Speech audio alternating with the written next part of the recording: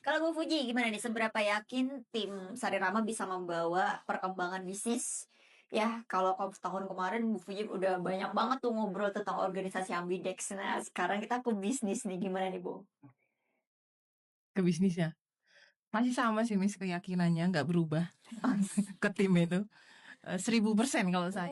Ya karena saya punya keyakinan yang ini ya maksudnya ada keyakinan bahwa seperti yang Mbah Don contohkan gitu kita tuh nggak bisa ngerubah orang itu harus kita pahami dulu sehingga apapun ilmu yang kita pelajari nek kita hanya bermodalkan yakin artinya teori tok tapi nggak praktek ya nggak akan terwujud apa yang kita yakini. Jadi memang tahapan awalnya memang saya meyakini dari awal ketika merekrut tim ini mereka bisa mengeluarkan potensinya masing-masing gitu ya dengan kemampuan mereka.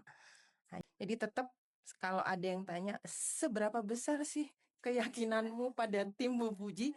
1000%.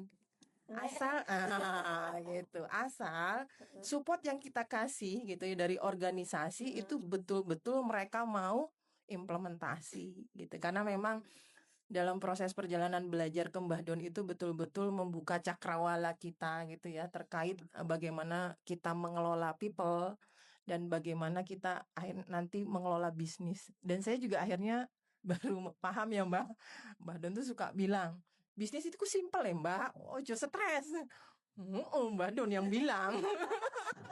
Nah, tapi akhirnya aku memahami kenapa kita harus belajar konsep di awal itu harus utuh, sehingga akhirnya goal yang kita buat itu bisa terwujud itu kuncinya ada di pemahaman di awal ini. Jadi memahami konsep secara utuh itu menjadi kunci utama. Nanti kita bisa implementasi. Itu aku rasain banget di Ekris ya. Sharing dikit ya, Mbak Don ya nggak apa-apa ya. Jadi ketika aku lihat kenapa ya timku kok kayaknya bingung banget ngeeksekusi Ekres ini. Padahal sebenarnya kan Mbak Don sudah ngasih tip-tipnya, nek mereka fokus. Nah itu kan jadi kata kunci. Oh bisa jadi mereka nggak fokus. Ya itu yang aku coba. Kenapa mereka nggak fokus gitu? Oh kenapa ini? Ternyata kan tetap adanya di kita, di founder.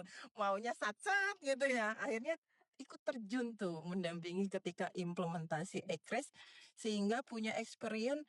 Oh, kendalanya ternyata di sini. Oh, kendalanya ternyata di sini. Sehingga ketika dibersamai, tim itu akhirnya ngerti. Ketika nggak ngerti itu, bisa jadi kan kadang mereka sungkan ya nanya ke founder itu.